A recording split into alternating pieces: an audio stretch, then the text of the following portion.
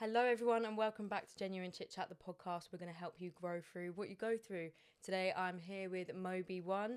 He is a burn survivor and has used music as an outlet for healing. So we're going to find out all about his journey and how he's just stayed positive in this grumpy world. So yeah, let's get into it.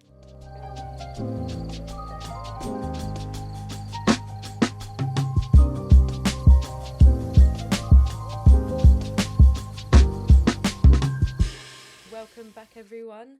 So, Mobi, should we get talking? Let's just get into your life. Where were you born? Where were you brought up? So I was like the hospital specifically, or No, like? What time were you born exactly? Do you know what? I actually don't know the time that I was No, born. I'm joking. But I was born in West London, in Isleworth, which is like near Chiswick, Brentford kind of area. And I grew up in the Hounslow Borough most of my life. I went to school in the Hounslow Borough. Then I ended up going to college. I started an apprenticeship at British Airways. That was 3 years long, 3 years and a little bit. Yeah. What made you want to get into that? I didn't. So basically, so my parent, obviously, growing up in Hounslow is like right next to Heathrow Airport. So planes my whole life. So my parents you either need to do like engineering or IT. And I wanted to do I don't know. I fished around at a few different colleges and stuff. Yeah. And I settled, I think, on Harrow College originally. And there was I was looking at, I think, marketing, music production, business, and economics, right? And that's what I wanted to do. I wanted to do A-levels. My parents were like, no, you're not like you're like a hands-on learner, blah, blah, blah, this and that. Because I got quite a lot of GCSEs, but I didn't get insane grades. I got B's and C's and one A star and one A, and that was in RE and citizenship. So, nice. Which I arguably haven't really done anything yet, I guess. Yeah, do you know what I mean? Yeah. So they were like, nah, let's just do something, stick to what you're good at sort of thing. So, and I used to take apart my own PlayStation, my... Oh, really? Yeah, my phones and stuff. I used to change my BlackBerry cases and stuff. Oh my God, I hated that. I changed the whole thing to pink. Yeah, I had a metallic one, silver, and it was sick. It was so cool. It was like a chain, innit? Do you know what I mean? I thought it was sick. I thought it was so sick. And you'd done it all yourself? Yeah, literally. So my parents were like, nah, he needs to do something hands-on. So they either wanted me to go into IT or food. Another thing, they said I could become a chef, yeah. And I was just like, I'm not sure about I'm that not one. really trying to be a chef. Yeah. I watched too much Ramsay's Kitchen Nightmares, and I don't want to get shouted at. I don't want to get shouted at. You don't become an idiot sandwich. Exactly. And I know when I do stuff, I do it with passion and I do it to the best of my ability. So I don't want to get in there, do something sick, and then someone still tells me that it's dead. Do you know what I mean? I'm not trying to hear that. I'm sorry, bro. It's not going to happen to me. So in my eyes, I was like, cool, okay. Let's I basically put all of my options in the basket pretty much, literally in a paint pot, right? I put them all in a piece of paper, and there was the Harrow College, there was a TFL apprenticeship, a British Airways apprenticeship, and then also a football scholarship at Brentford. I put them all in. I picked out Harrow College. Nice. And I didn't tell my parents. Yeah. I started going to Harrow College, and You didn't tell them when you started going? No, I didn't tell them. I just went, and they thought I was going to Brooklands, right? Okay. So they called up Brooklands and were like, "Oh, how's he getting on?" Blah blah blah, because they were friends with one of the lecturers there. It's like, "What do you mean? He's not here." Do you know what I mean? So they turned up to Harrow and then pulled me out of the college and then forced me to go to Brooklands, which was long. So it was just gutted. it was. I was gutted, and then me being stupid, I was also trying to play at Brentford at the same time. So I was still going to games and to training and stuff, but then I was obviously missing lessons at Brooklands. And then obviously they sent a letter home, Brooklands, saying there's attendance, and Brentford sent a letter home, and I didn't catch them. You were waiting in the letterbox. Yeah, literally, I just didn't catch them. I just got caught off guard. And basically they literally just turned up to training one day and just took me out of the club there, in front of the whole team. The whole team. So embarrassing, yeah. And just African parents are just brutal. They just don't care. They just don't care. Oh, God. So I ended up going to Brooklands, and then I started playing semi-pro for Chertsey Town, I think is where I went to at the time. Yeah. And that was all right, but it's not the same. I just remembered one game. We were playing in the FA Youth Cup. Yeah. And I'm a centre back, yeah. And this striker was charging towards me. I think we were playing against Wycombe Wanderers. Oh my gosh, bro! Hard. I've never been so scared in my life. I swear, I was standing like this, yeah, and I didn't know how to tackle it. So I just stood in the way, and when I mean he barged me into the ground, I flew off of my feet, fell onto the ground, and then he scored, yeah. And Bro, the manager was so vexed. The manager was so, and after this, I said, you know what? This isn't the type of football that I'm used to. I'm like, I guess, okay, cool. There's going to be players like that. Do you know what I mean? I played in the park as a kid, but like, I didn't sign up for that. I signed up for lardy-dardy football. You get what I'm saying? So then, I finished my apprenticeship. I left British Airways. I went into recruitment for a little bit in hospitality. I went to a company called QA. Probably the best manager I've ever had in my life. Like, shout out to her. She's incredible. That makes such a difference, doesn't it? When you have a nice manager and a nice team, it could be like the most boring job ever, but if you've got a good team, good manager, it makes such a difference. Yeah, facts. I fully agree with that. And I think she just changed my life for the better. Like, genuinely, just positive mood, like, always like so motivating. And I think that's where I got my work ethic from that woman. Like, incredible woman. And then my mum, over a Christmas period, she paid for me. So in aerospace, you have to update your licenses regularly. So you have to do like health and safety, some sort of hand skills, and just a few other different technical practices that you can basically just do like a little online course pretty much. So I went and did those, paid for those. My mum did as a Christmas present. I did those over the Christmas period, which was super nice. And like put them on my CV, and like I remember like the day after I put them on my CV, I got a phone call. Yeah, it was mad. It was so mad. And they basically were like, oh yeah, we're looking for aircraft mechanics. Are you available? And it was for a company called Honeywell. It was based in Feltham, which is like local to where my parents live. So I went there. I did a year there, worked up to team leader. And the problem is, that job was an area called wheels and brakes, which is like what everybody says is like the dog ground of like aerospace. Pretty much. It's really dirty. I did that for just over a year, worked up to team leader, and I was just like, this is just, I don't, it's quite dead end, to be honest with you. It's quite dead end. If I wanted to move up in the company in aerospace, because Honeywell's huge, they do so much stuff. I'd have to basically move country. So I moved to another company in Wokingham, and again, aerospace, but it was clean. It was like oxygen department. So basically, kind of what my last job was in aerospace, pretty much. You basically service oxygen cylinders. So you ever been on a plane where they tell you like, oh, the mask is gonna come down if they'll fall from here. Do you know what I mean? It'll fall from here, the X is here. And so, you've got to pull it up, and they do that at the whole exactly, and you got to make sure that you take care of yourself before you take care of anyone else. So there are little cylinders that are above your head that basically supply the oxygen to those, and there's some bigger ones as well, and normally they go to the flight deck for the pilots. So we basically were refilling those oxygen cylinders, servicing them. It's quite a rigorous thing. So they come in, they might be empty, they might not be empty. You have to empty them, take off the regulators off of them, inspect them, make sure there's no damage, no dents, etc., etc. Make sure the gauge is working. Clean them out. You put them through a really crazy cleaning system. It's like an ultrasonic bath essentially. So it shoots loads of little water beads at it to basically get rid of any impurities. Or we call it FOD, foreign object debris. So it's like pure oxygen that's in it. Yeah, because it's the purest you can get, like way purer than the stuff you get in the hospital, pretty much. So, and then on the inside of the cylinders, they're coated with like a ceramic coating. So you have to check on the inside with like a special light to make sure that they're good. And if they're not, you can basically shot blast them out to clean them out, which is basically just like these little beads that you just shoot at it, and it cleans all the rust on the inside. Then you rinse them out with some special detergent, and then you dry them, and then we put them in a hydraulic chamber because we have to test the expansion. Because when you're at like 40,000 feet, there's a lot of compression. So there's a chance that they can expand and extract. And if they expand too much, obviously they'll combust and then the plane goes down. So you got to make sure that doesn't happen. So we got to make sure that there's a certain limit that they can expand to, basically. Because if they get too hot, obviously heat will make it expand and so on and so forth. So you put it in the hydraulic chamber, you pump it with water, you get to a certain temperature or pressure.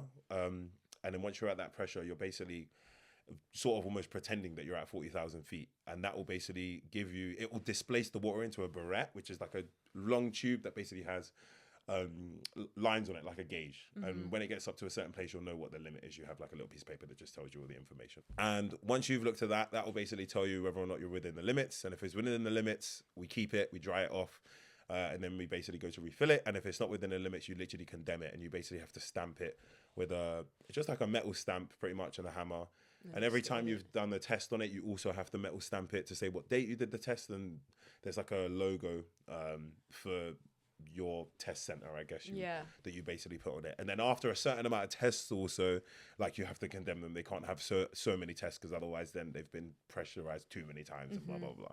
So there's so much to it. There is a lot. Now that I'm thinking about it, I've never had to actually like had to explain it this deep. I'm going through the whole thing in my head. There's so much to it. So once you've tested it, there's another test you have to do on the regulator itself. So you take the regulator apart, the handle, you clean it, put a bunch of new stickers on it, new seals, new gaskets, and they're just similar to like very similar to like plumbing supplies, like little rubber pipes and plastic pipes. So you put those on, but everything in aerospace is expensive because basically it needs to go through crazy testing. So like you can get one screw that you'd find in Screwfix for like, I don't know, 60p, and it'll be like $1,000. Because because of all the testing it's had to go, it's mad. That's mental. It's mad. It's so. One time I was at British Airways, just a random one. This one time? This one time at Bandcamp. And I was still an apprentice at this time. And they have a rack for the fan blades. So these are the same blades that you see in the engine. Those little metal things, right? And we had to do a little inspection, a clean, file down. And they gave me the wrong rack to put them in. So I think I was on a 767, which is like a Boeing aircraft. And they gave me the rack for like an A320, which is an Airbus. So a lot smaller aircraft. So I put them in the rack. I put 1, 2, 3, 4, 5. And I turned around to go get the 6th one. And I'm thinking like, these are wobbling a little bit. Like, what's going on here? And I thought, this is the rack. They gave me the rack, yeah? So I turned around. I grabbed the 6th one. And as I've grabbed the 6th one, like the 5th one hit the 4th one. And the 4th one hit the 3rd one. Domino. So obviously I ran over to stop them. But as I ran over to stop them, naturally, I just threw the 6th one that was in my hand.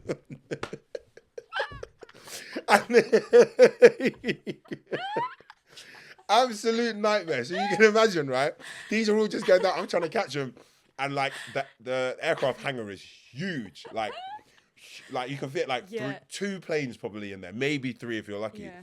So when they hit the floor, you can imagine the echo. Everybody is running. The way people were running out of the staff room. What's going on? Because everybody's on their little lunch break. What's happening? I just turned around like. I was like, no. This is not happening.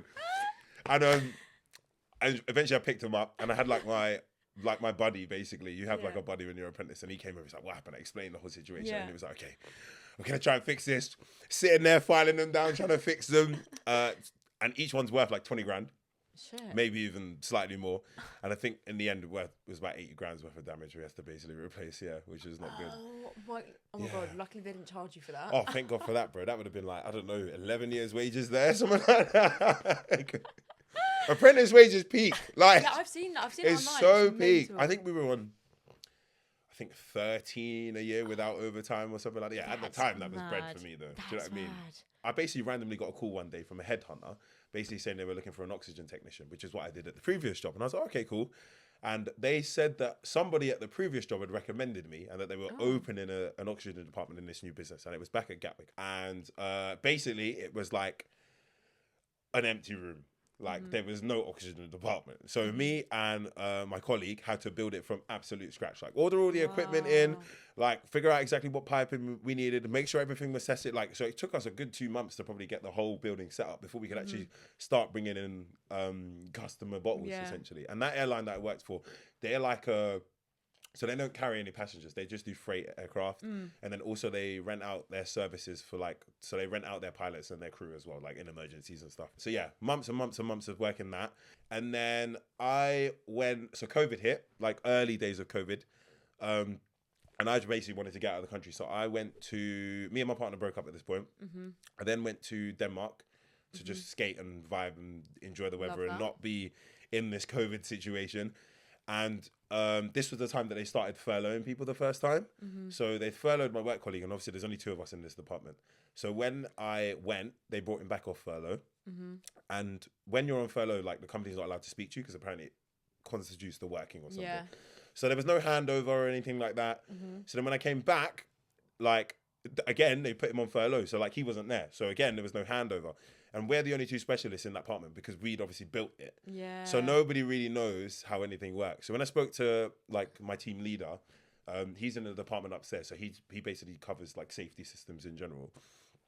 Obviously very, very knowledgeable about the stuff upstairs. But in that department, it's a little bit hit and miss, I would say, because he doesn't do it every day. So like, even when I was in Denmark, he was video calling me, and I had to like ask them, to show them stuff, which I'm happy to do. Do you know what I mean? I want them to get the job done properly. Do you know what I mean? So I came back, and he was like, "Yeah, just carry on as normal." I was just like, Right. Jeez, I don't know mate. what that means. Yeah. So I've gone through all the paperwork trying to figure out what's going on, and I could kind of get a rough picture. But like, I'm not allowed to call my work colleague to find out. Like, even though he's my mate, I'm not even allowed to call him while I'm in working hours, because if I get caught, I'm gonna get sanctioned basically. Because apparently the company can get fined. Oh, really? Yeah. How the government will find out, I won't know. Yeah, no. But yeah, so Do they really care that much? literally. So yeah, I think it was second or third day in now. I've gone into work normal as I would, and basically we have a reservoir of oxygen cylinders on the outside, and they're very similar to the ones that you see in the back of a pub. You know, the huge cylinders. Yeah. So, but they're just obviously filled with like pure oxygen, and we have a guy that delivers them. Well, he delivers them on either Tuesdays or Thursdays, but I just have to put the order in, basically. I have to do everything. They could be the CEO. Because he's furloughed, so I have to do everything. It's me again. Do you know what I mean? Hello, it's me. So I put the order in, it's come, and he's dropped them off. I've given him the old ones, rehooked up the new ones, closed the cage, gone back inside. There's not enough pressure in the system for me to pressurize, because I need to fill them now. So gone back outside, and we have like a quarter turn key. So it's basically like a little metal stick with a square in it, and the square goes in the top of the bottle, and you turn it, and as you turn it, you can only do like a quarter turn at a time to get the oxygen up, and it's got a little gauge on it to tell you how much it is, and you can go back in and check up the gauge and blah blah blah. So gone outside, unlocked the cage. There's a padlock on the cage, obviously, so nobody can get to it. Unlocked everything, make sure that the oxygen's all good, closed it off, come back inside, and inside we have a shut-off valve, which is basically just a one-way valve. It just means that whatever's inside it can only flow in one direction at a time. So obviously it's closed off at the moment, so the oxygen on the outside is not mixed with the oxygen on the inside, because you have to gently do that, and you have to equalize it, because the pressure in the system and the pressure on the outside are two different things. Like the outside's probably way higher because I've just opened new bottles. The one on the inside's way lower because obviously I need it to get up so I can actually fill the bottles. So I've come inside and I'm turning the handles super, super slow. And there's like a certain sound that you basically listen out for. It's almost like a hissing. That's when you know that it's equalized. You know that they've basically got to like the same point pretty much. And once it's done that, you can basically just turn the handle the whole way pretty much. Super simple. And then from there, you basically turn on the knobs and you fill it up. So I'm turning the handle super slow, just listening for the sound. And I can hear the sound slowly seeping through. And I just went for another like little tiny turn, because like once you stop hearing the sound, you turn it a little bit more, you hear the sound again, wait for it to stop, turn it a little bit more. I went for the next turn, and then the next thing I remember was on the other side of the room. Like I woke up and it's just like flames, like it's mental. Like I'm thinking, am I dreaming? Like what the hell is going on, sort of thing. And I can't really hear anything. Like it's so like ringing in your ear. Yeah, it's mad. Like, and the it's mad. That flame is like literally. Like, oh, sorry, do you want me to blow that out? It's fine. But it looked like a Bunsen burner. Yeah. Like literally, you know, the sharp blue flame you get on a Bunsen burner, and then above the blue Bunsen burner, like an orange flame. Yeah. And then above that, it was just like black smoke, like flying up, like, and it was, the room was just covered in smoke. I couldn't see the roof, couldn't see the ceiling. This is obviously the testing room, and like I couldn't really hear properly, so I wasn't sure if there was a fire alarm or anything going off. So I jumped up and I've opened the door to the room. I've shouted for help, basically, and somebody came out of their office. There's like an office just across, one of the production managers. It's literally in an office just across from it. And he comes out of his room, and like by the time he's fully stepped out of the room, I can't even see him anymore. Like the smoke's just, it's crazy. Honestly, so isn't it like if you have a fire, you shouldn't open. Yeah, it not more supposed. Oxygen comes through, and then it like makes it. Yeah, spread. I obviously was not thinking about that. You're not at the going to time. think about that at the moment. Do you know what I mean? And also, just looking at the situation, it was like, do you know what I mean? That was the valve that stops it from going in any direction. So it's like, how can I stop it now? Sort of thing. So he comes in the room, and he's just gesturing to me like, I don't know what he was saying, like what happened or whatever, but I couldn't really hear what he was saying. I've run over to the machine, which is obviously like right next to where it's going off as well. Can't really see anything. I'm just turning handles and knobs, and then I quickly realized that like, oh, that's the main supply. Like I can't turn that off there. So I've ran back out of the room now, and as I'm running out of the room, there's people obviously running down the stairs because they can hear the loud noise. They're tripping down the stairs because there's like smoke everywhere. You can't see, the smoke's always going up in a bit. I'm jumping over people. I managed to get to the fire exit, because that's the quickest way to get back outside. Open the door, I've run outside, and I've got to the cage where the 6 cylinders are. And it's a padlock, like a combination lock. And it's this same production manager, it's his like date of birth. Tell me why I can't remember the date of birth now. I just was there. I was just at the shop. I literally just came. I got the receipt, and now I can't remember. I mean, I couldn't understand why you were probably in so much shock. At that point, I still didn't really understand what was going on. I couldn't fathom it. So I'm thinking, why can't I remember the lot? Why can't I remember it? And my hands are shaking at the same time. Eventually, I get it open, and obviously now, quarter turns. 1, 2, 3, 4, 5, 6, 7, 8, locked off. Next one, 1, 2, and you can imagine I've got to do that 6 times pretty much. Yeah, and as I'm doing that, I'm hearing bangs going off in the building. Yeah, it's nuts, honestly. So in my head, I'm like, what the hell is going on? Like, is the airport about to go up in smoke? Like, this is mental. So God. I've locked off the whole thing. I managed to close the padlock, and then I ran round to, because that's a fire exit, so I can't get back in that way. So I've gone around the building to get to the next exit that I know I can get into. And I've gone to pull my pass. I've got it on the lanyard. I've gone to tap it. My pass is like half melted. Can't get in. I'm thinking, this is just ridiculous. And out of nowhere spawns my deputy team leader. Out of nowhere. Don't know where he came from. And he looks at me, and he basically just goes like, what the hell? Like, looking at me like, what the hell has happened? And I still haven't seen what's happened to me at this point. Opens the door, and we run through, where we've gone in is like the office side of the business. So we've run through the office side, and I've gone to run to the toilet because I'm thinking, I need to check out what's going on. And he's like, no, follow me. Grabs a first aid kit off the wall, and we basically sprint to like the service yard, which is also, I believe, the smoking area. And at this point, I got my hearing back somewhat, but I still haven't heard any fire alarm or anything like that. So the whole business, or like the half of the business, because everybody was furloughed as well, is just chilling in this area, like casually, like it's lunchtime at this point. I think it must have been around lunchtime, because like I take my breaks at different times for people, because the canteen is really small, and you can't, and they're pretty chill about the times you take them. You can just take them whenever you want. So we get there and we run over, and he shouts, "Who's first aid trained? Who's first aid trained?" Yeah. And I'm thinking, bro, you're the team leader. What are you talking about, bro? Why are you not first aid trained, bro? And then people are just like, obviously probably in shock of what I look like, because I haven't seen myself at this point. And then he's looking around and nobody's responding. He's like, what? Nobody's first aid trained? Yeah? Yeah. Turns out they furloughed all the first aid trainers. Yeah. Can you believe that, right? So someone runs over and he's like, oh, like mine's expired, but like I know something. So at this point, I've looked at my arm, and I'm like, oh my gosh, like this is like not good, yeah? And at that point, I was like, rah, this is burning, like a lot. Like was it as soon as you looked at it, you felt the pain? Yeah, instantly. Like it was crazy. And I was just like, what the hell is this pain? Like I couldn't fathom it. And then the guy comes over, he goes to the floor, he starts opening the bag, and he basically rummages around in the bag for, I don't really know what he was looking for, to be honest. Do you know what I mean? I just don't know. And he then looks up at me on the floor, and he just starts shaking. And I'm like, yo, this has got to be bad. Like, what the hell? Why is he shaking? And then my team leader's like, grab the hose, literally. And then people are running, grabbing the hose. They put me in a chair. They rip me out of my shirt, and they're just hosing me down with literally just like a garden hose. Somebody's running back and forth from the like the water machine with a jug, trying to get freezing cold water. And I just remember sitting in this chair, like my arm, and then they'd put it on my arm, and then I'd be like, my face, and then they'd put it on my face. And then as soon as they put it on my face, my arm, they put it on my arm. As soon as they put it on my arm, my face. It was just. Can you not even, like, what was the pain like? It's just, I don't even know how to explain it. It's just constant, like, burning. Like, I wouldn't wish it on my worst enemy, genuinely. So then eventually they called the ambulance. Ambulance turns up, and they gave me, I think it was paracetamol or ibuprofen or something. What is that going to do? Yeah, I don't know. One of the two or something like that.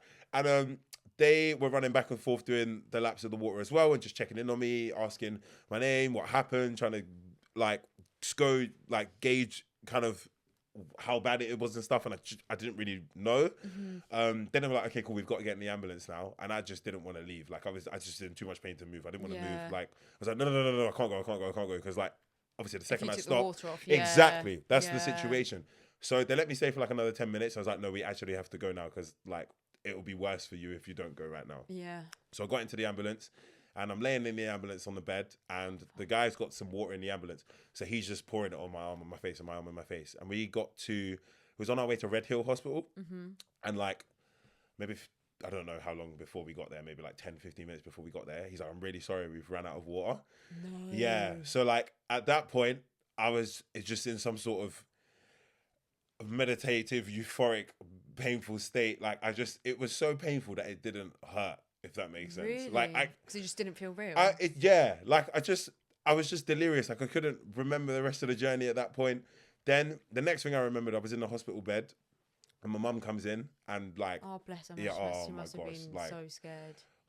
like I've never seen my mum like that before. Genuinely, like it was so hard to see her like that. Yeah. And then she was just, because obviously she worked for the NHS. She was just making sure everybody was doing their procedures properly. Like she took it quite seriously, which was really, really good. Then after about a day, they moved me to another hospital, the Royal Victoria in, where is it again? East Grinstead. And they have like a specialist burns unit there, and they were pretty good. Apart from that, they had one therapist that was supposed to come and see me every time on my visits, but she just never seemed to be there when I was in for my appointments.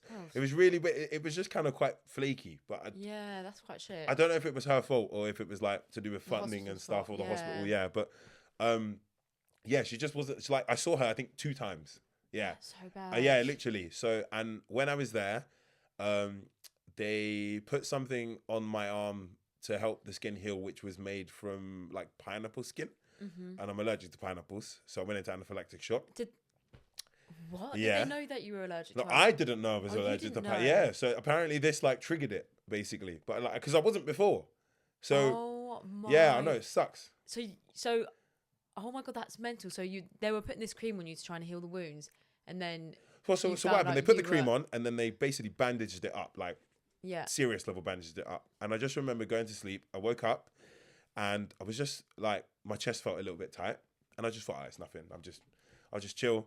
Left it for a couple of minutes, and it just was getting like slowly tighter and tighter and tighter. And I was like really starting to struggle to breathe, but like I didn't want to make a big deal. I thought it was fine, right? Yeah. So then I thought, okay, let me tell somebody just in case. So I pressed the little buzzer that you have at the bed, and one of the nurse comes. She's like, "Oh, you okay?" And I was like, "Yeah, just nothing major, but I think that I'm just like struggling to breathe, just a little bit, yeah." And she goes, "You're struggling to breathe?" And I went, "Yeah, just a little bit." And she just sprints off, yeah. And because of that, I went into a panic attack instantly. Like because I was like, what the hell is happening to me? Do you know what I mean? Yeah. And then literally the next thing I remember after that was waking up, surrounded by like doctors in the bed, and they'd taken the thing off my arm completely. And they knew what it was straight away. Exactly. They was like, yeah, you've gone into anaphylactic shock. You had an allergic reaction to the pineapple in it, basically.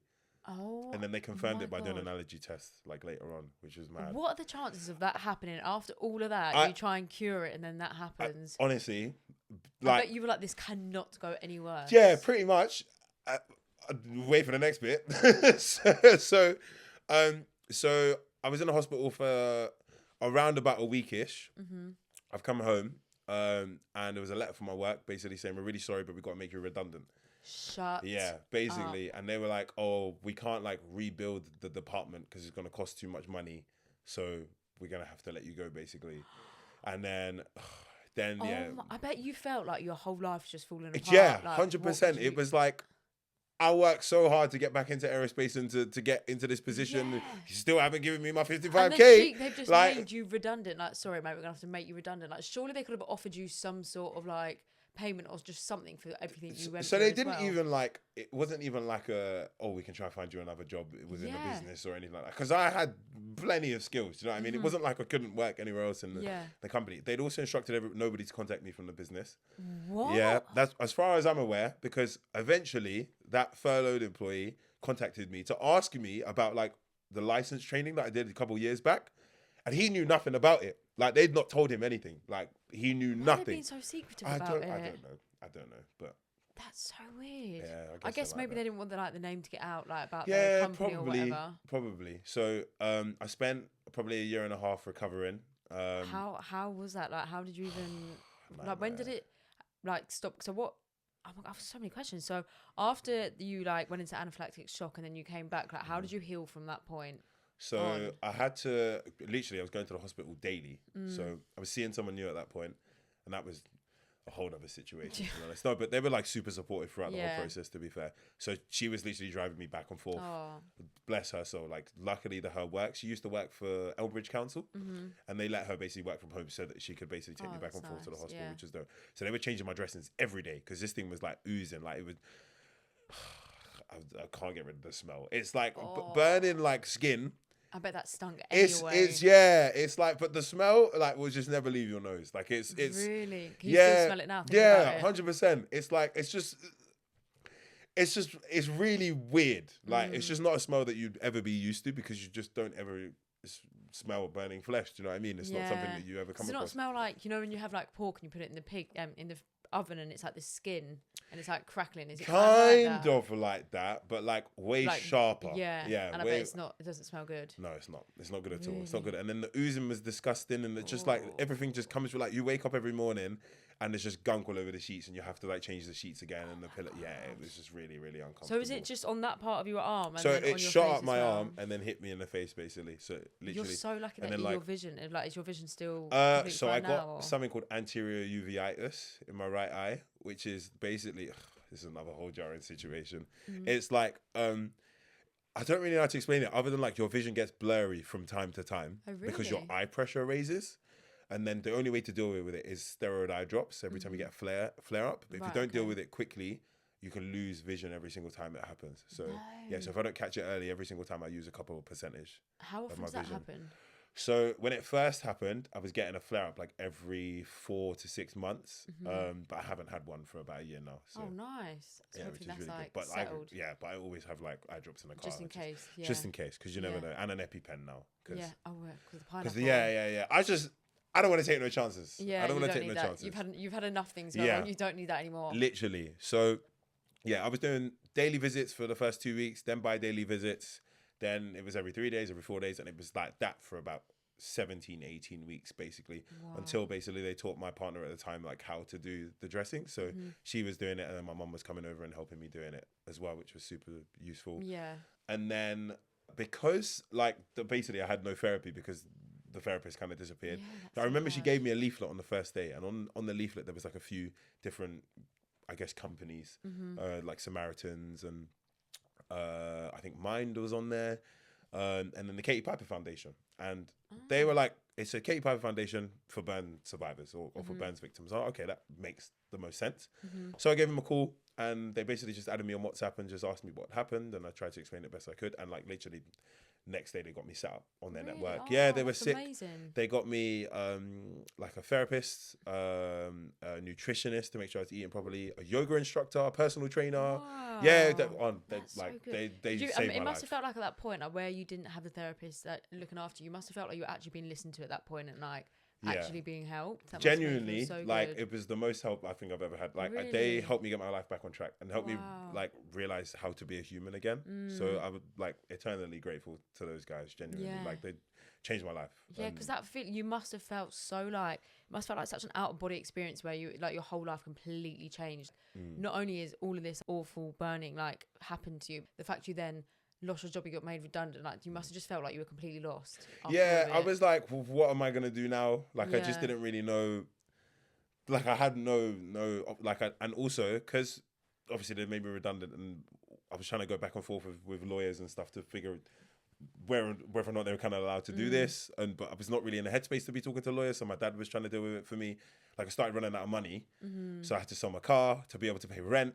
And then I eventually ran out of money. I had to move back in with my parents. And then my flatmate who I was with, who was like my best mate, he basically kind of resented me because he lost his home and he like kind of escaped from his family down south because he was in like quite a bad family situation. So he moved in with me so that he could get out of that and like start a new life. So like we're not really friends anymore, which sucks. Oh, that's sad. But I mean, what else could you have done? Like, if you going through all of that, it's not like you were doing it because you wanted to. No, of course not. Of course not. But he was going through like his family it wasn't great either. So like he was really going through it as well. So like he was really badly struggling with his mental health. So like I'm not blaming him for anything. Like I get that he was just in a place where he couldn't understand the situation. But like wasn't really anything I could do. Do you know what I mean? So so I had to move back in with my parents, which was weird. But my mum was like, I'd never seen my mum like that before. Like the best ever. She just took it like a professional instead of more like a mother, which was really good. And like coming from an African household, they don't really like believe in mental health. Like it doesn't really exist to them. And my mum was acting like she just understood me completely. She was so patient with me. Nice. My dad just didn't get it. Like, and I don't think he still gets it now. To be honest with you. So, but like, he's just come from a very traditional like background, and they've never like had to deal with mental health issues in their life. I guess to some extent, he's just never been diagnosed. I guess it just wasn't really spoken about back then, really. Was exactly. It? It was just kind of like deal with it, be a man, grow up. Do you know what I mean? So I think that's just what he was, I guess, assuming for me to some extent. But when he realized that I couldn't do that, I think it broke him a little bit because he just didn't understand like what was going on in my head and how to help me. So, but my mum was and still is amazing, to be fair. Yeah, she's been incredible. So a good support around you when you're going through it. Yeah, luckily. So my brother, my sister, like all of my family members kind of just came together to help me as much as they could, which was amazing. And like I just had a super useful support network, as well as like the Katie Piper Foundation constantly checking in on me, which was really amazing. So. Yeah, wow. So what point did you, like when you were going through this whole healing journey, what point did you think, okay, I want to turn to music and I want to start creating music? So I guess obviously you were unemployed because you were made redundant from that other job, and you must have felt like you needed to, I don't know, like what point did you feel like you need to make a change and get into all of that? So basically what was happening was I was not turning up to like my therapy sessions because obviously it was COVID, everything was remote. So like I could just, if I wasn't in the mood, I'd just like close my curtains, shut my laptop. I wasn't talking to anyone, do you know what I mean? And because I wasn't turning up to the therapy sessions, I wasn't getting the help I needed. So my therapist, Joanne, incredible woman, she basically was just like, okay, why don't you just try write down your feelings? Like just write down whatever it comes to your mind, just write it, write until you can't stop. So got me a book and I was just writing. And my flatmate, he, this was when we were still in the house together. He was obviously furloughed from his work and he wanted to learn to produce music. So he like bought himself a little setup and like a microphone and everything to basically create beats. And basically was like, I think you should try and like rap, bro. And I was like, shut up. You've lost your damn mind, bro. Leave me alone, bro, with your rap nonsense. It's like, nah, bro, it's going to make you feel better. Like, just say how you feel. And maybe like say what's in your book. I was like, leave me and my book alone, bro. It's none of your business. This is my diary. I don't want to rap, bro. I don't want to rap. Go away. Like, go away. And then one day he came home. I came home from a walk, actually. And he'd like basically set up everything in my room, like everywhere. Like the whole booth and stuff. He had all this extra equipment. And I was just like, what a dick, bro. Just like, go away, bro. I don't need this. He's like, no, bro, just try it. And I thought, okay, cool. Just to like, make him happy. Get you to, just to leave me alone. So he'd made this beat and he was trying to make it around my vocals. And at first it was basically me just like screaming into the mic. Because a lot of the stuff that I'd written in this book was quite like vulgar towards myself and like grotesque and just like really abstract stuff, I would say, because I just didn't really understand the emotions I was feeling. And sometimes it was just scribbles. Sometimes I would rip the pages, shred it. It was just anything I was feeling. So after maybe doing that for, I don't know, a week of just like recording absolute waffle, I kind of decided, okay, cool, let's try and like make sense of this to some extent. So I started like, I guess, looking up how to phrase it into like spoken wordy poetry kind of stuff. So I did that and I was talking into the mic.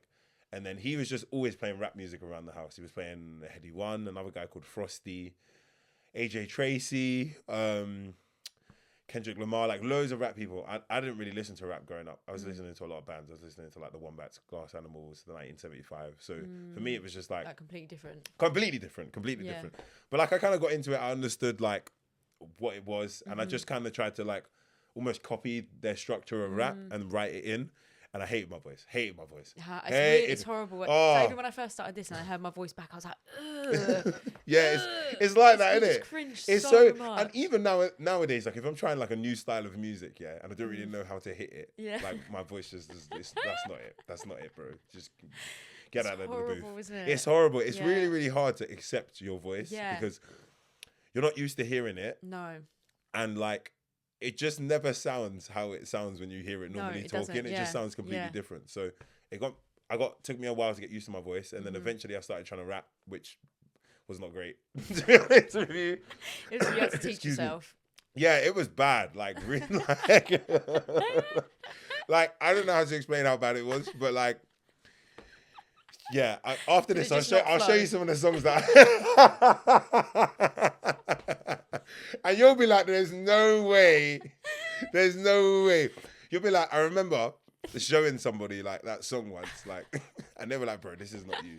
This is definitely not you. Like, no. One of my mates said to me, bro, if I heard this, when you started rapping, I would have told you to quit. And I was That is savage. It's You must have been shit it then. was shocking, absolutely diabolical. Like I listened back to it and I was like, there's no way. Like I used to think that this was hard. Like I thought this was hard. Am I That okay? is so Yeah, funny. and I listened back to it and I'm like, nah, bro, this is just That just shows how much we've evolved, doesn't it? Yeah, that's very, very true. I agree with that. So, so I basically was just practicing every day, writing. And I didn't really know how to write other than like what I was feeling. So I would literally just write how I felt. And it just naturally kind of turned into stories about my life because I could only really write in that way. I wasn't really one of those people that can come up with all these Random clever punchlines stuff. and bars and freestyles and I stuff feel like like that's that. when it's the best music stories when you're actually writing with your feelings because it's like there's so much emotion behind what you're actually talking about. So I feel like that's such a good route to go down, and I bet that probably made you feel better, like releasing your feelings like that. 100%. That's why I continued because like I felt like I was just getting it out and it just felt a lot better. And my communication got way better. I felt like talking to people a little bit more because I just felt a bit more. It's going to sound really weird, but I felt listened to by myself. Like I just was listening to myself because I was writing to myself a lot of the time. Wow. So then eventually, obviously, we'd split ways, me and my flatmate, and I needed somewhere to record and I didn't know anything. So I'd created this, I don't know, this Instagram page. I didn't really know what I was doing, to be honest with you. And I just like searched for like music studios to try and find like ones that were like, I guess, local. Yeah. I found one in Morden, I think it is. Oh, Yeah, I found one in Morden. And the engineer's name's Veli. Very, very cool guy. Like, amazing guy. Like, so he's young as well, to be fair. I think when I met him, he was 17 or 18 or something. So, yeah, he just started setting himself up and he was kind of learning as he went. So, yeah, went in with a session with him and kind of, like, explained to him what had happened. And, like, I've got some songs written and I think I'm going to just give it a go. And I remember... I remember Googling like how to prepare for your first studio session. Yeah. And it was like, practice as much as you can so that you don't waste time in the studio because it will cost more money. Make sure you know the lyrics back to front. And when I mean, I knew the song back to front. Like he put the beat on and I just did the whole thing one take. It's one take. And he was like, oh, why don't you like try and do it in bits so that we can get it like clearer and cleaner? I didn't understand it at that point. So I would just kept doing it, the whole thing, just straight through because I'd practiced it like that. You practiced so much. That's better though than like messing it up. I think I even moved the session date so that I could, because I remember. So you can practice more. Yeah, so like I'd wake up in the morning and I'd have to get it 3 times clean before like I started my day. And if I didn't get it 3 times in a row, I'd just keep going until I got it 3 times in a row. And I remember the morning that I had the session booked, I didn't get it 3 times clean in a row, like the whole day. So I said, is there any chance we can move to tomorrow? And he was like, yeah, that's not a problem. So then I went again the next morning. I got it 3 times again. And I was like, yeah, today's the day. Let's go. And I got there. I was so nervous. Like, who are you? Yeah, because he like was in there with his friends. Yeah. And that's pressure having like all his friends. Yeah. And obviously, like when I'd created my profile, like I had like no picture or anything. So he had told me that he opened up and basically said that one time, like somebody basically came and tried to like rob him pretty much. Shit. Yeah. That's the problem. It's like some people would just like, this world is honestly nuts. You'd be surprised. Like, you like if you're an engineer or a studio, like you can't really just like give your address out. Yeah. Like you have to like get booking confirmation. Like. Yeah. Literally. So yeah, so he was like concerned about like what I was gonna be like when he first met me, and then he obviously had all of his friends in there as like security basically. But like everybody seemed to be pretty chilled and stuff, and they were all like really supportive of my music as well, even though it was, I don't know. Is that music out now? I don't know. One you released back then? A couple of those songs are out, but like some of them, I do every now and then. Like I feel like I was quite like a lyrical storyteller before. I was very like intricate with like trying to weave in like my story, but then at the same time like whatever was going on in pop culture or with the government and stuff, and trying to be like quite smart with the way that I said things. Yeah. But I was so over analytical. It was just too much. Yeah, like the words were just going over people. People just didn't get it. They just don't even understand it. It was too I was just thinking too much, basically. Yeah. But yeah, Veli basically taught me to just chill out, pretty much, to be honest. He was like, try this. Let's not record the whole song in one. But I was like so eager at the beginning. Like he'd give me a new beat and I'd like have it written the same day and come back and be like, let's go for another session, bro. Practice 3 times a day, get it all clear. Yeah, pretty much. And then we moved. I remember we moved studio because that studio was like in like a recycled janitor's closet or something like that. Oh, really? Yeah, it was a really thin. It looked like a janitor's closet that they converted into a studio, but it had no like soundproofing or anything. We moved from there to, I think we went to the Woolwich studio after that. And that was in a shipping container, right? Oh, no way. So they had these shipping containers. You had to climb up these stairs to go because there was someone on the bottom and someone on the top. It was mad. It was next to Co-op Funeral Care. Crazy. And he'd moved there because the engineer that he was working with like had a lot of opportunities. A guy called Scratch, who's like quite well known in the rap industry for helping artists and making really, really good songs of them. So he was like learning under Scratch basically. So Scratch used to sit in on some of our sessions, which is like really cool. And we met loads of cool artists just working there. We were there for quite a bit of time. It was a very, very, again, quite a small studio. It's a shipping container. Like the booth was like, it was like this, literally. And that was like the dojo. You battle your demons in that studio. Do you know what I mean? Like you're in there, you and the mic, let's go. Do you know what I mean? You have no room. But but I feel like I got out a lot of like my anger and resentment and stuff in that studio. That's where I feel like I've really became an artist, I would say. That's the point where I was like, okay, cool, I think I'm actually going to do music. Stick with it. Yeah, this is what I want to do for the rest of my life. So with them, there was a situation at that studio because, like I said, loads of people record there. I'm pretty sure there was like a gang that were recording there and they came to look for somebody else and blah, blah, blah situation. Luckily, I was like literally on the way to the studio. I got a call and he's like, don't go to the studio, there's a situation sort of thing. So after that shut down and we didn't have a studio for maybe about a month and they'd moved to a studio in Stratford. And I never even got to see it because by the time I went to book a session again, he was like, oh, we've moved again. We got another spot. So then we moved to Bermondsey to another spot called Axis, which is like a beautiful spot. Yeah. And we were there for, again, like well over a year. And then recently, like in the last 3 or 4 months, he basically got a call saying, I turned up to the studio and there's a padlock on the door. Apparently, the landlords were subletting and they've not been paying the rent. I can't get hold of them. And there's bailiffs basically saying they're coming to collect all the stuff. Yeah, nuts, honestly. So annoying. That was 3 or 4 months ago. Yeah, literally. So where are you now? So we just like a month ago, like found somewhere literally around the corner from there. Oh my God. We got a new space now. It's really nice. We got like clouds on the wall and stuff with like lights on the clouds. But also I got a membership at a place called Cube. Which is like a really, really beautiful creative community. It's almost like, have you had a Soho House? Yeah. Similar to Soho House, but no gym. But like loads of podcast studios, music studios, photography studios, and like loads of people record there that like the world would already know. Sort of thing. So it's like it's just a really, really good community. They have loads of like events as well, free events to go to. They have like a laptops down event, which is like an after work thing. You get to go and have free drinks and food. They have like wine tasting and cheese tasting every now and then, and they'll have like panel talks and like I did one the other day with a woman called Olivia Rose, really, really insightful, and it was on visual storytelling. She basically broke down music videos that she'd worked on and artists that she'd worked with and how she did it, and then basically helped us figure out how to pick out bits that help tell a story without having to say anything and having to do anything. And it was like 5 hours, but it was so interesting. Yeah, and it's all free. It's all included in your membership. Wow. And I guess like, it's stuff you just don't really know. Yeah, so much stuff. Like I've learned so much stuff from that place. It's so sick. And then I met a guy called Arcane, who's also like incredible. He's like my little brother. He's just a bundle of joy. Like I love him. I love him to bits. And he works so hard, and he's like starting to make a lot of good moves, which is really, really good for him. He opened his own studio as well, which is really good, which is like down the road. So we work between the 3 studios and another studio with my friend Jaws as well, who's also amazing. So I met a lot of really, really amazing people. It's a good networking event, isn't it? I feel like you just constantly meet new people. Yeah, 100%. So would you say like music is the main thing that got you through this whole journey of you healing? 100%.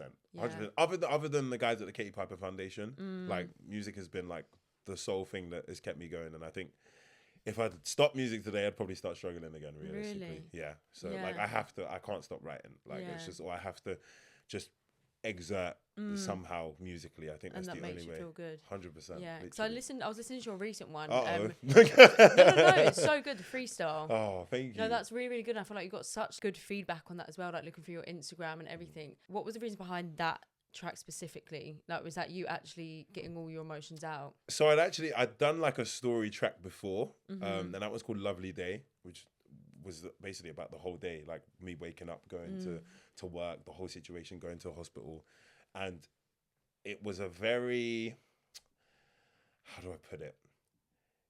It wasn't a feel good track. It was more like an informative, but very like deep,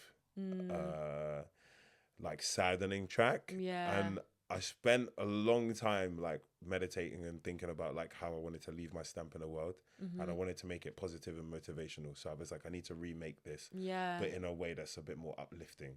So I've started to change like all of the beats that I've been using, all of the sounds I've been using, and yeah, basically I did. My friend Ryan, he works for a page called Dosa Society. Really, really beautiful page. They basically go and interview people in the street about their real stories and ask them questions. And he interviewed me on there. And from that, like I just got loads of opportunities calling, and Scene TV. I saw that on Instagram. They basically hollered me and were like, yo, we'd love to do a story on you. And I was like, oh, sick. So me and my project manager went into the studio together at Cube, sat down and basically did the interview with them. And it was literally we basically just had to record it on our phone whilst we was on like FaceTime to them pretty much. It was pretty cool. And then after that, they were like, oh, what's the thoughts on maybe doing a freestyle? And I was like, yeah, we could definitely do a freestyle. I think it'd be really good. And she was like, yeah, just maybe try and explain what you've explained in the video, but like in a freestyle. I was like, all right, that's not going to be easy. So obviously we were in the studio, and I think we did this interview at like 9 p.m, right? And I was like, okay, cool, let's just like get it done and over with. Kid you not, I was battling demons for a very long time. Really? Yeah, so my friend Arcane, obviously, I called him up. I was like, bro, have you got any beats? I need a beat right now. I need to write this freestyle because like I don't want to dwell on this topic too much. So he sent me a pack of his beats and was like, pick one. And he already makes a lot of like beautiful motivational style melodies. So I just went through them and I heard this one and I went, this is the one. This is the one. Like it's got everything in it. It's got a bit of, I don't even know, electronic-y, dubstep-y, and then a bit of like, I guess kind of like sexy drill, but then also some garage. And I feel like it was a proper mixture. Yeah, it was really it's a good mixture, but it's a really good feel good. And I was like, okay, cool, I can tell my story, but like still help people understand it in a way where it's positive. So I was sitting down with my project manager, Billy, and I was just went into this like next level writing mode, and she was like, are you all right? Like, are you okay? Like, what's wrong? Like, don't overthink it. Just think of what happened. Think of the day. And I was just like going at it. She's like, chill, like don't do too much. And that's a lot of pressure though, just to be like, oh yeah, let's do a freestyle. Like that is a lot. Yeah, it is. But like, I feel like I like to prove to myself that I'm able to do these kind of things. So, because I spent a lot of time when I was like first started like performing and rapping and going, I would go to a lot of cyphers and just rap my lyrics. And like I had to like, because I wasn't really rapping like, I don't know how to explain it, like impressive lyrics. I had a couple of like little one-liners that I thought were really cool, but like all of my stuff was quite emotional. I had to really like be confident in what I was saying for it to land the same way, because everybody else is doing all of these like really cool punchlines and talking about Nikes and ticks and blah blah blah blah blah.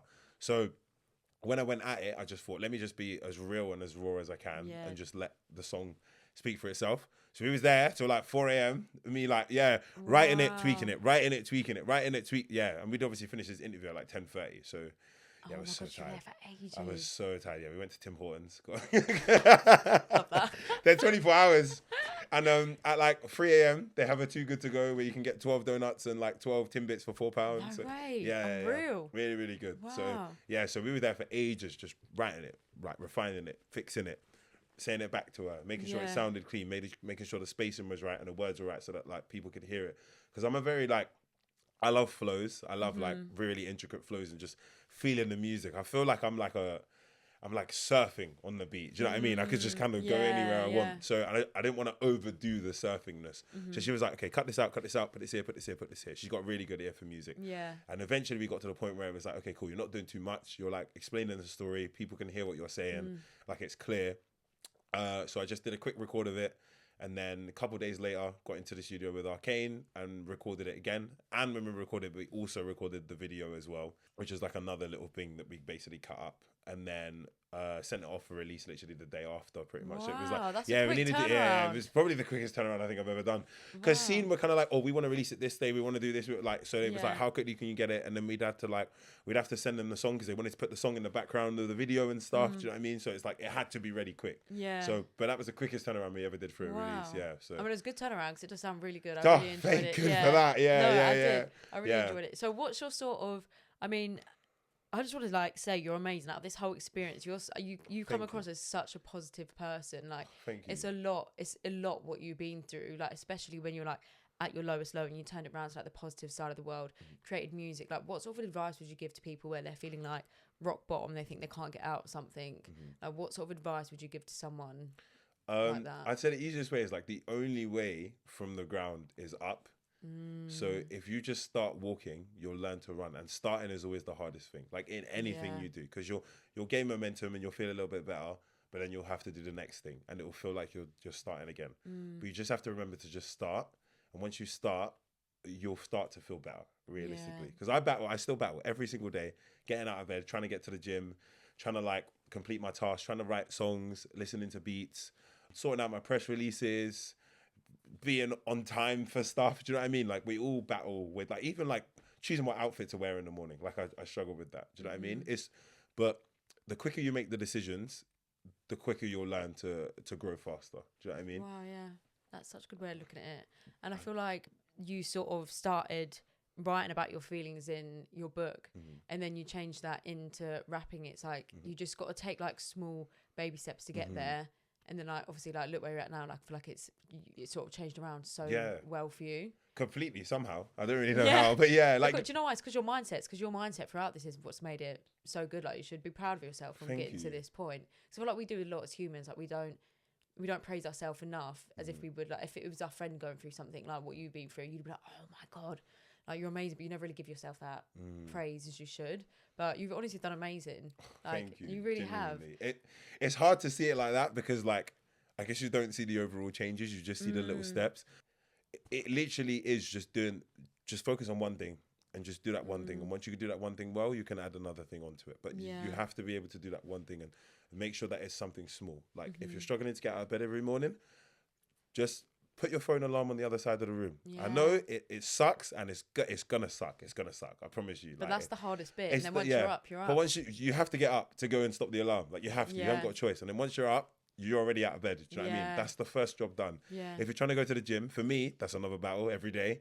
I have to put like my gym kit by the door. Do you know what I mean? Because as soon as I see it by the door, I've got to go to the gym. Yeah, you get it ready the night before. It's like I have to go. I haven't got a choice. Like, it's there. Do you know what I mean? Yeah. Or like, even like, I'm a person that will like miss meals quite easily because I just so on the go. I have to meal prep because if I don't meal prep, that's so good. I just won't eat. Yeah, do you know what I mean? I'll just it's fine. I can eat later. It's too much effort. Yeah, it's too much effort. Or I get something when I'm out and then you just end up spending way more money. Do you know what I mean? Yeah. So if you prepare yourself, you're always gonna put yourself in a successful position. But you just have to do those tiny bits of preparation, like those tiny bits of things that help you in your life. Like, I literally meditate. Well, I say it's meditation, but it's more like hypnotherapy, really. I bought this, I'm a sucker for these Instagram ads. It was like a help with organization, ADHD, and blah blah blah, blah blah blah, hypnotherapy, etc., etc. £60 for 12 months or whatever. And I thought, 60 quid is not that bad for 12 months, and it's got like maybe at least like 100 different like audio tapes on there that you can listen to, and it doesn't matter if you fall asleep, you can listen to them anytime. They're about 20 minutes long each, and you have to listen to each one 3 times for it to be effective. So every morning I just wake up and I'll turn one on straight away and I'll listen to it, like just sit there and almost like meditate and listen to it. And then in the evening before I go to bed, I'll listen to it and I'll normally fall asleep to it. And that's been making like a world of difference. Really? I feel like it's because it just like shifts your mind. It just blocks out everything else that is going on in your life, and you kind of just actually focus on your internal feelings and thoughts. And I feel that does make such a difference. Yeah, it definitely does. Like, self-growth is like the most important thing. People like run and hide from it because it's like, it's so hard to be honest with yourself. It really, really is hard to actually just look at yourself and be like, okay, cool. What do I actually need to do to get better? Because doing all of that work, it's like, oh my gosh, like, this is just a bunch of extra stuff I have to do now to be able to just do what I want to normally do. But it makes such a difference. It really does. Because I feel like a lot of people in life, they go towards such the materialistic things. Got to have this job, I've got to have this car, I've got to have all of this, just so they look good. But it's like, yeah, they look good, but they don't feel good inside. So you need to actually work on the inside first. And you'll be so much happier in life if you do it like that. Literally. I've got a friend called Emmy. He also does my visuals as well. A lot of my visuals. He's just an amazing person. Like we went to Japan together in November. Me, him, and Arcane as well came, and we shot like a bunch of visuals out there for some music that I got coming out. So that was just like just an amazing trip. Like, and I couldn't have gone with anyone better. Like I was so happy to have gone with those two and to take those two with me. So it was amazing, and he just has such a beautifully abstract outlook on life. Like I don't think I've ever seen him like really upset. Really? Genuinely, he just doesn't let anything get to him. Like he's so like even today I was on the way to the panel talk that I told you about, and I was like, bro, I've got so much stuff to do, and he's like, no, bro, like you get to do that stuff. Yeah. And I was like, whoa, bro, that's crazy. Like that is literally your mind. Like you can see one thing. I mean, it's like even your story. You could have sat there healing and be like, fuck it, my life's over. I'm not going to do anything. I'm just going to sit here in my room in the dark, do nothing. But it's like you literally changed your mindset. And yeah, you were great at that time. But it's like even earlier today, you still get in situations like that where you're not. But it's like having a friend like that, that's so great, where they can just switch your mindset. Because it's like, oh my God, I've got to go to work, or I've got to cook dinner. It's like, you've got food in the fridge. A lot of people would love to have food in the fridge to be able to cook, and we're moaning about having to cook it. It's just like small things like that. Like it's mental. Yeah, practicing gratitude has been a massive thing for me. Because it's like, I was complaining about when I went to Japan, I took like a couple of pairs of trainers with me, and I took a brand new pair of trainers from a brand that I heavily support, and because they were brand new, I hadn't broken them in it. But I thought, yeah, these are sick trainers. They're gonna look sick in Japan with all of my fits. I can't wait. And they were like a collab trainer with a rapper called JME. Oh, nice. Yes. Yeah. I don't know if you know JME. Yeah. So they're his collab trainers. So I thought, yeah, these are gonna be sick. I'm gonna send them to Jamie. He's gonna love all of this content. And I put them on here. Obviously, I forgot that they were brand new, bro. Was it bliss to central? We walked, to the center of Tokyo from where we were staying. Yeah, it was like, I don't know, 45 minutes, bro. I swear, I never had bunions in my life. Yeah, you didn't hear that from me, bro. The trainers are great. They are great now. It's just they take some wearing in. They're like a new. So that they have like different types of silhouettes. So it's these ones, but they're made from like thicker, more mountaineering, terrainy stuff. So they're a bit more rigid. So they don't like just loosen up as much. Whereas these are just like leather. Like you put a little bit of heat on them. So no bunions with those. Oh no. These are clean. These are beautiful, bro. I think 110. These ones are. Nice. I think That's 110. not bad. Yeah, they're great shoes. But yeah, I haven't been able to get rid of that bunion since, to be honest with you. So if you have any remedies, I would be more than... Any bunion companies that are available, I'm taking UGC and sponsor that right now.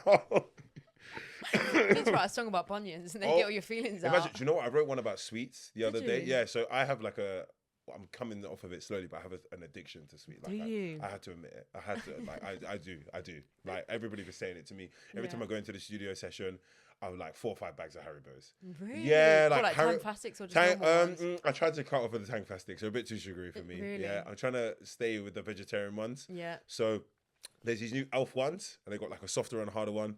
Haribo strawberries. Oh yeah. Mao and pinballs, they're so addictive. They are like crack. Those things, don't eat those, guys. You. Oh my gosh, bro, your teeth will fall out. I'm telling you now. Thank God for this mask. No, I'm joking. Yeah, but genuinely. Oh my gosh. Oh god. Yeah, like I'm really, really addicted to sweets. Like if you ask anyone, bro, I can't stop eating them. So I was really trying to stop. You got some in your bag now, just in case. I don't think so. But I had some chocolate on the way here. That's why I'm wearing a bag, because I actually got chocolate on my jumper.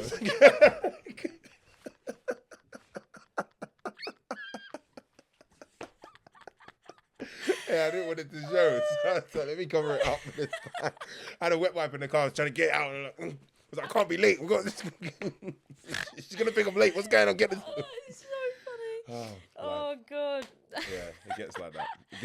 So, what have you got? Any future goals that you want to hit? Like, what have you got? I feel like my goals change every year. Like Yeah. I when I first started doing music, I was like, oh yeah, I want to do wireless. I want to tour the world. And I think as time's gone on, I think I'm just more focused on changing people's lives with my music and making a difference and an impact. So I'm not really bothered about wireless. I don't think that I fit in with that sound anyway. Yeah. I think maybe like Boundary, something like that festival, Tram Lines, like the alternative ones. Because I think I'm like alternative. I don't even know how to explain my sound, to be honest with you. It's like alternative drill to some extent, if that makes sense. But like I've got elements of loads of other stuff in there. So I mean, if you're creating music that's gonna make people feel better, that's gonna like succeed. Do you know what I mean? Without you actually having to try to get yourself into these places. Yeah, I guess so.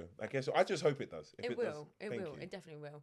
And I saw that you released a song with Alex Kate, was it Lost Soldier, which is all about like men's mental health, because that's such a big thing. That's not really, I mean, it's definitely like you even said your dad, like couldn't really speak to you about it. It's definitely evolving, which is a good thing. And it's good that I feel like you really try and distribute more awareness about that as well, which I think is so great. I think it's really necessary because I don't think it's spoken about enough. Like me and Alex have both lost friends. Like during the campaign, I lost a friend, and that was like super hard to be honest. Like it was just like it shut me down for quite a lot of the campaign. You can never see it coming. You can never really prepare for it or expect it. People need to check in on people. That's all it is. To be honest with you. It's not that hard to do. If we support each other, then it won't be anyone. The world will be better, It's like me and Alex were looking at the statistics, and it's like the single biggest killer of men, like in the UK. It's like so sad. So many men. Like how? I know. Do you know what I mean? Like it doesn't make sense. It's because I feel like we were just the world evolved saying like, oh, act like a man, like man up, like you can't show if you show feelings, that's weak. But it's just that's so sad that men feel like they have to be in that position, because I feel like it's weak if you hold your feelings in. You're so much stronger if you let them out. And I feel like you can see that through you with your music. You let your feelings out in your songs, and that shows that you were so strong, like getting through this whole journey. And I just want men to feel like they can speak about their feelings to their friends and not feel like, oh no, I don't want them to think I'm being like weak or anything, because you're not. Yeah, literally you're not. Like it just takes confiding in one person to be able to be heard and get off your feelings, because if you don't, like it could really get you into a spiral, and it's so hard to get out of that place. Like it almost feels like you have no options. Do you know what I mean? It almost feels like no matter who you speak to. And another thing is like a lot of the time you feel like people will never understand you.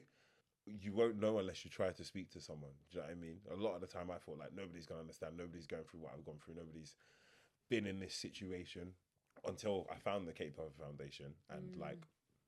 Then you felt like you so weren't many alone. people had been, literally. Do you know what I mean? Then I felt like I wasn't alone, and like I was around people that had gone through it. They even got me they have like a, I wouldn't say it's like a mentor system, like a buddy system where you have, so I had a guy called Joe, incredible. Oh my gosh, like soldier. This guy. So he was like, I think maybe 3.5 years ahead of me in terms of his recovery journey from his burns. And he had a very similar accident to me. Like he was working on rigs. And I think it was maybe like 70 or 80%. And basically he was explaining to me how he like recovered. He said he got himself a dog. His dog wakes him up every morning, gets him like in the mood to really enjoy life again, sort of thing. So, but his company went as dicky as mine were, unfortunately. But yeah, that needs to change. What is that all about? Well, they weren't a British company, so I don't know if it was just based on the fact that they just have different rules in the country that they're normally from. Yeah, so that's so bad though. Yeah. But I mean, fuck them, because look where you are now. You're doing so much better than you would have been doing there anyway. Do you know what it is, right? I feel like to some extent it was like, wow, what would I be doing if that didn't happen? I'd just be in that like dead end job. You wouldn't be on this podcast. Yeah, that's so true. Literally, like I just everything happens for a reason, isn't it? Like as much as everyone says that, it literally does. It literally does. Literally. And honestly, your page is amazing. What you're doing is amazing. Like it's so good you're putting that positivity out into this world. And yeah, you should just be proud of yourself, because what you've done is so good. So what songs have you got coming up then that you're going to release? Okay, so at the moment I'm working on a song called Yin and Yang. Well, it's done. It's been, I'd say about 9 months in progress, but like we're just trying to, this is like our first release that we're doing like properly, kind of like a label, but like by ourselves. So we've done the press releases ourselves, we've done all the content ourselves, like with the production from scratch. Everything's been done literally so meticulously and planned, like from scratch. So tonight we've got Split60 coming out, which is a freestyle platform that we met like through networking, and they're really cool people.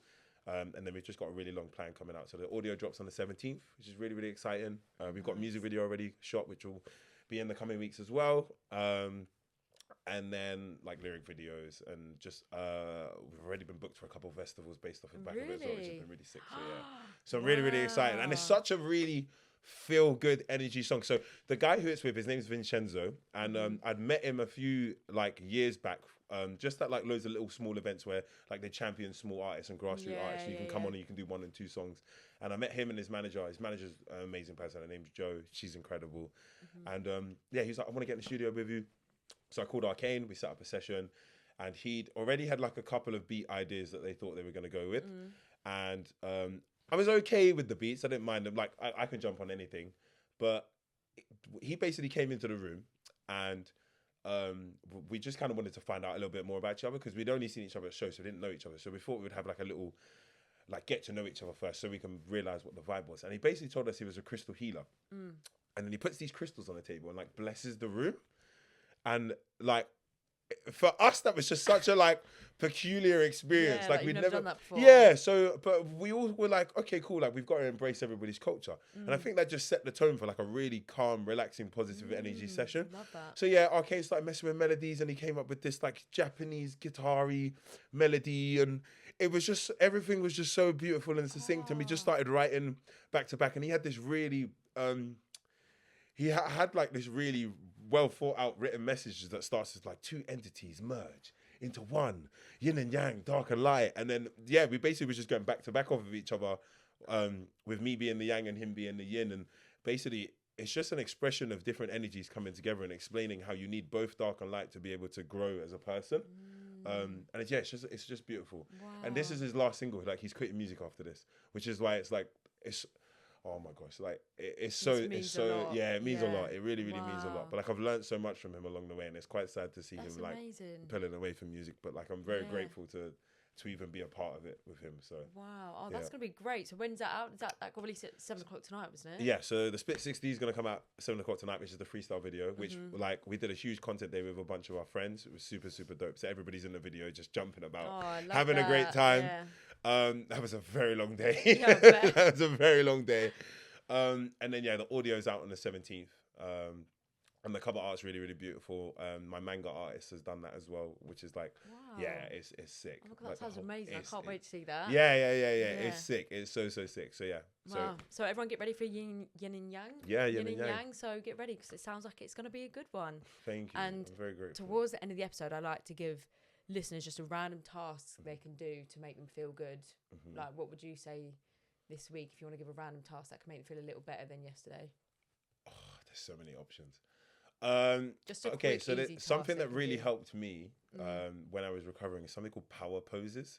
So there's like loads of different little things that you can do, but this one is like super useful.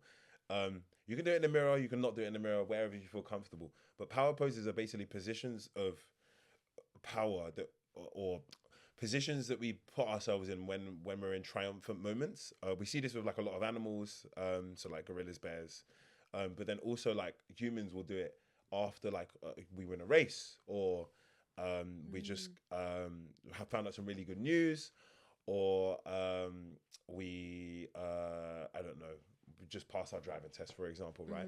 And normally the pose would be something like yes, do you know what I mean? Or like yes, or oh my gosh, I'm so sorry. Yeah, do you know what I mean? You'll put your arms up, like you're expressive, do you know what I mean? And that pose, they call it a power pose because you feel powerful in that moment, because you feel positive, you feel like you have good energy. So practicing that regularly naturally releases like good chemicals in your body for you to be able to refill those emotions. Wow. So that's such a good one. so if I wake up in the morning and I'm not feeling good, straight away, like it's just it's weird. like you're tricking your brain into but like, but it works. It really does work. Like if you put your body in positions of essentially power, or like you're celebrating, then you feel your body feels celebrated, and you go on to do better things for yourself. Wow, So, that's great. I've yeah. never heard a that's guest why say when something people, like that. That's it's so true, good and that's why though. when people go to the gym, they normally feel better after, because a and lot you of walk out like this, like literally, because normally a lot of the positions you are in the gym is your upper body's in a stretched position. That's Do you know what I mean? Wow. So Never thought of that. That's yeah, such a great one. so power poses. Everyone power pose in the literally mirror. nice and simple, just arms up in the air. Yeah. 5 seconds max. And I promise you, like it will only be maybe 1% better, but the more you do it, the more percentage it is. 1%'s better than 0, isn't it? Exactly. Yeah, that's so good.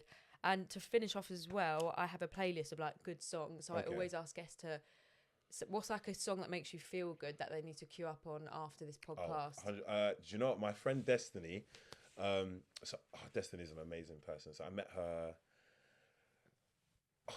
The way I met her was so random, actually, to be honest with you. I met a girl on the train on the way to a show called Cat. Bless Cat, amazing. She does nails, but like not like anything you've ever seen in your life. I've seen like a mermaid coming out of the nail, like it's crazy and stuff.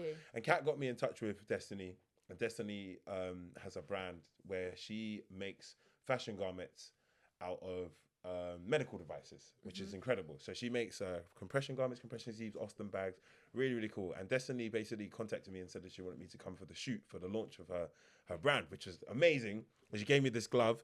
I haven't actually got the designer glove that goes on. I'm really, really sorry, Destiny. Like I was supposed to wear it, but I was like grabbing bits around the house. So, but this is like the one that comes underneath it. It's super nice, and I've never had one that's got grips on it before, which is super. Good. Yeah, that must make such a difference. Oh, it's incredible with the microphone. I can do all the tricks and stuff now. Couldn't do that before. I couldn't do it. I could flip mics up. Literally. Yeah, oh, the amount of times I dropped the mic on stage, so embarrassing. And lost my train of thought. Does she do it? Songs? No. So I had a call with her. Just like a catch up. Like we support each other so much on social media. She's always commenting on my stuff. I do the same for her.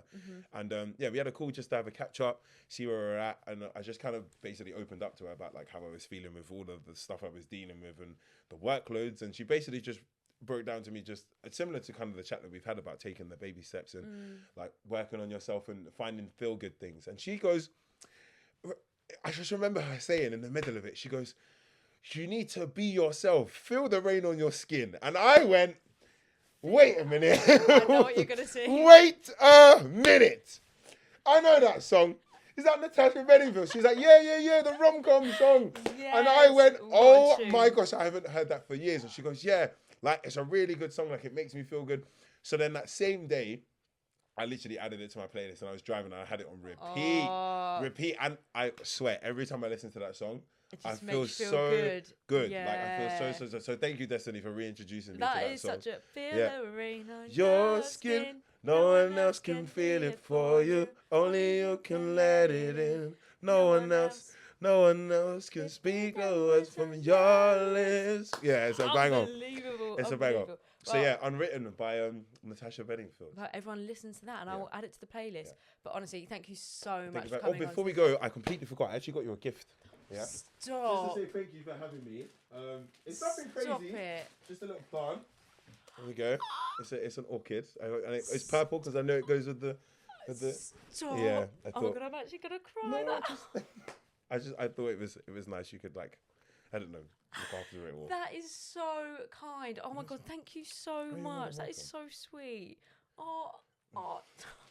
That is so, honestly, you are the loveliest person ever. Thank you so much. No, you're more than welcome. But thank you so much for coming on the show. It's been such a great episode. And thank you for putting some positivity into this negative world.